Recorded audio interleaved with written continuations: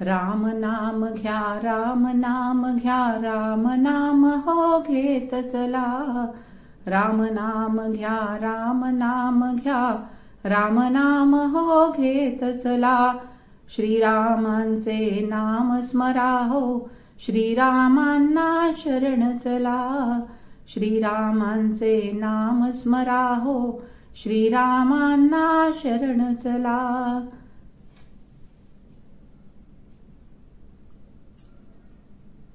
नमस्कार. स्टुडिओ संजीवनीमध्ये आपल्या सर्वांचं पुन्हा एकदा मनःपूर्वक स्वागत. श्रीरामांचा प्राणप्रतिष्ठा सोहळा 22 जानेवारी 2024 या रोजी अयोध्या येथे पार पडला. आता 2 दिवसांनी या गोष्टीला महिना होईल. या दरम्यान फेसबुकवर एक पोस्ट माझ्या वाचनात आली. ही पोस्ट लेखकाच्या नावाशिवाय शेअर केलेली होती. पोस्ट खूप छान आहे, परंतु लेखकाचं नाव कुठेही दिसलं नाही. एवढ्या चांगल्या पोस्ट लोक नावाशिवाय का शेअर करतात, हे एक मला न उलगडलेलं कोडच आहे. परंतु असो, ती पोस्ट खूप छान आहे, ती तुमच्यापर्यंत पोचवावी या हेतूने आज मी इथे तुमच्यासमोर उपस्थित झालेले आहे. या बाबतीत लिहिणाऱ्याला नकळतपणे श्रेय देत, त्यांचे धन्यवाद मानत मी त्यांना रामराम करते.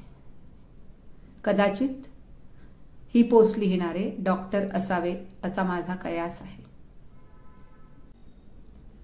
मला याचा माझ्या वैयक्तिक जीवनात खूप फायदा झाला.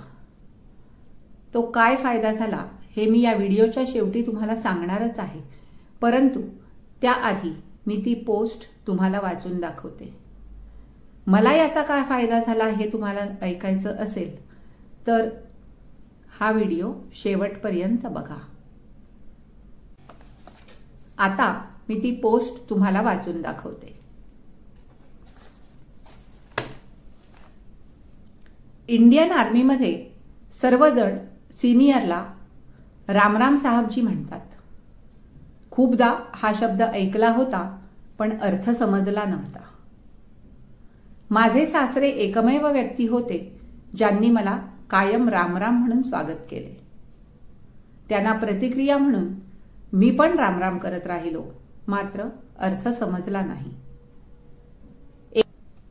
एके दिवशी रामरक्षा स्तोत्र का म्हणावे, बिकट स्थिती असताना आवर्जून का म्हणावे याबाबत एक मेसेज वाचत असताना अर्थ समजला आणि रामरक्षा स्तोत्रामध्ये राम हा शब्द इतक्या वेळा का येतो हे समजले. र अक्षराचा उच्चार करताना आपल्या नाभी म्हणजे बेंबीजवळील भाग आतमध्ये ओढला जातो. तो आत जातो तेव्हा आपले मणिपूर चक्र कार्यान्वित होते. हे चक्र नाभिस्थानाजवळ असते. याला 10 पाकळ्या असून सत्वगुणात्मक सृष्टीचे पालन करणारा श्री विष्णू याची ही अधिष्ठात्री देवता आहे.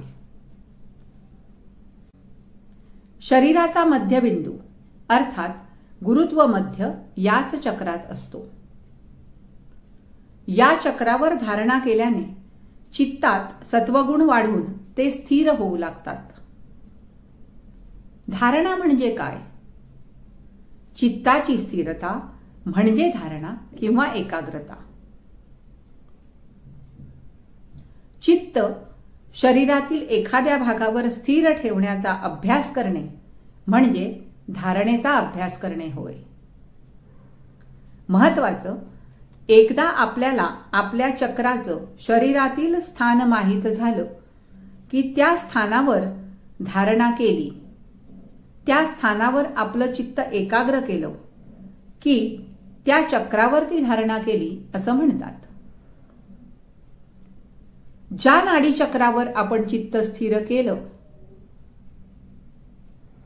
धारणा केली की त्या चक्रातील नाड्यांचे आणि त्याच्या नियंत्रणाखाली असलेल्या इंद्रियांचे व्यापार सुसूत्रपणे चालू लागतात. उदाहरणार्थ, आपल्या शरीरातील खालील अवयव ग्रंथी मणिपूर चक्राच्या नियंत्रणाखाली असतात.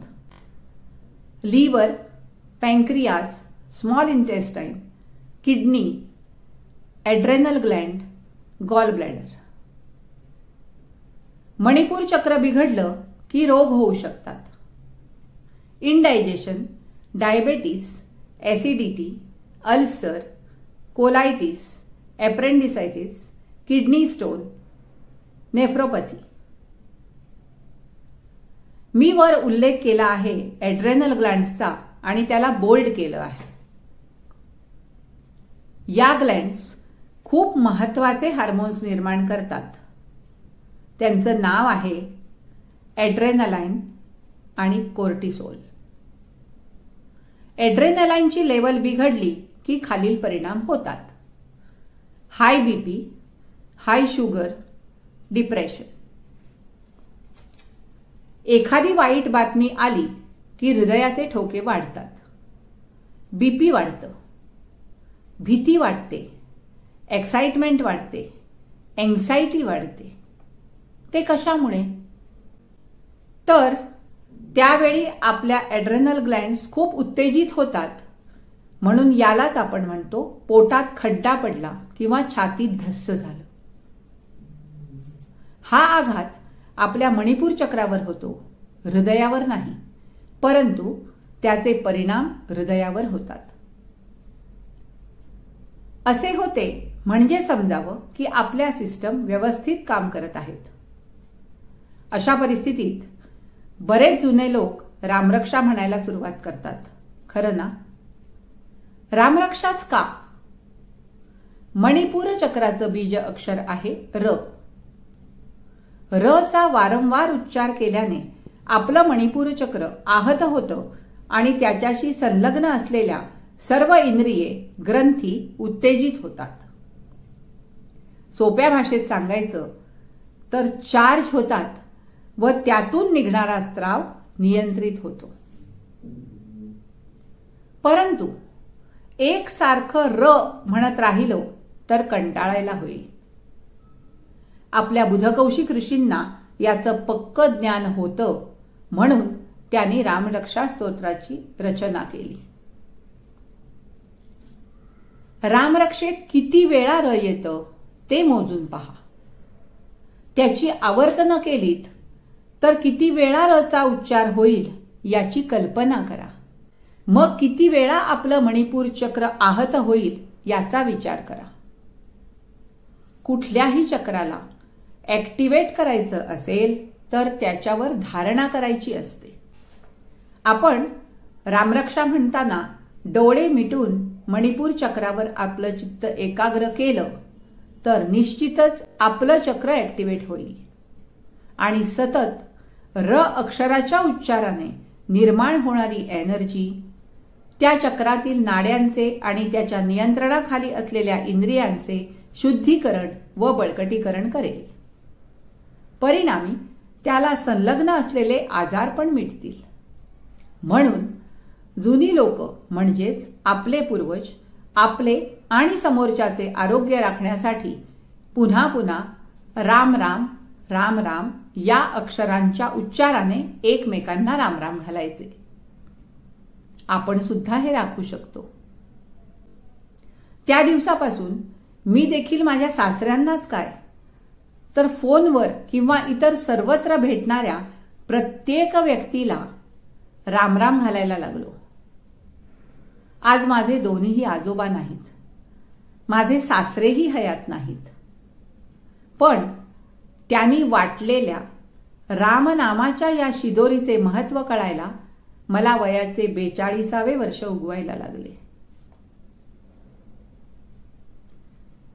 मात्र जब जागो तब सवेरा म्हणत आपल्या ड्रीम सिटीचे सर्व गार्डला येता जाता रामराम म्हणायला सुरुवात केली.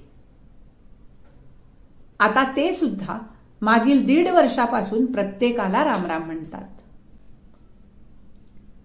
अगोदर good morning, good evening, hello, hi, यासारखी निरर्थक ग्रीटिंग्स देणे बंद करायला जीभ वळायला महिना गेला. हळूहळू इतके अंगवळणी झाले की आता तोंडातून आपोआप रामराम येतो आणि समोरच्याच्या मुखातून सुद्धा राम राम हाच उच्चार ऐकायला मिळतो. लहान भावंडे, स्थानिक आणि परदेशातील मित्र देखील आपल्याशी बोलताना रामराम घालून बोलायला लागले. याची अनुभूती आणि अनुभव अविस्मरणीय आहे.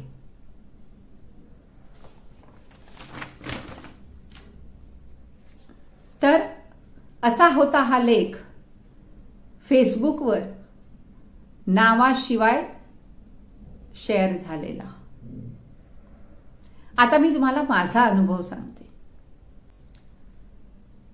मी लहानपणापासून रोज रामरक्षा म्हणते.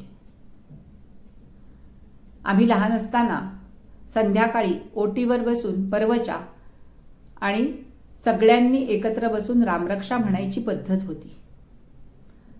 तेव्हापासून आजपर्यंत मी रोज किमान एकदा तरी रामरक्षा म्हणतेच म्हणते. मला त्याचे परिणामही दिसून येतात. आता हल्लीच माझ्या रक्तात काही बिघाड झाल्याने मला डॉक्टरांनी बोन मॅरो टेस्ट करायचा सल्ला दिला. बोन मॅरो टेस्ट करायची आहे हे समजल्यानंतर मी प्रचंड घाबरले होते. काय चालत असेल आपल्या शरीरात, काय झालं असेल मला, एखादा भयंकर रोग तर नाही ना झालेला, या विचारांनी मी खूप त्रस्त झाले होते. परंतु बोन मॅरो करणं खूप आवश्यक होतं. ज्यावेळी मी बोन मॅरो करायला गेले त्यावेळेला डॉक्टरांनी मला सांगितलं की तुम्हाला मी एनेस्थेशिया देणार आहे, कारण हाडात इंजेक्शन करायचं आहे. परंतु एनेस्थेशिया जरी दिलेला असला तरी सुद्धा तुम्हाला खूप दुखू शकतं. तुम्ही प्लीज सहन करा. आता विचार करा, एक तर बोन मॅरो टेस्ट कशासाठी या विचारांनी डोकं भणाणून गेलेलं होतं, त्यात हे विचार. मी तुम्हाला खरंच सांगते, मी रामरक्षा म्हणायला सुरुवात केली आणि ती रामरक्षा म्हणत असल्यामुळे डॉक्टरांनी कधी माझ्या शरीरात सुई घुसवली आणि कधी बाहेर काढली हे मला समजलंच नाही. ही माझी बोन मॅरो आत्ताच 5 फेब्रुवारीला झाली आणि त्याचे रिपोर्ट 16 तारखेला येणार होते. तोपर्यंत मी जरा थोडीशी झालं असं, 16 तारखेला जे रिपोर्ट आले ते माझे सगळे रिपोर्ट नॉर्मल आले. विचार करा, त्या रामरक्षेतील रामनामाचा किती परिणाम माझ्या मनावर झाला असेल. तर आवडला का हा लेख तुम्हाला? जर तुम्हाला हा लेख आवडला असेल तर तुम्ही सुद्धा आजपासून किमान एकदा रामरक्षा म्हणायला सुरुवात करा आणि माझ्या या पोस्टला लाईक आणि शेअर करा. त्याचप्रमाणे माझ्या चॅनलला सुद्धा सबस्क्राईब करा. धन्यवाद.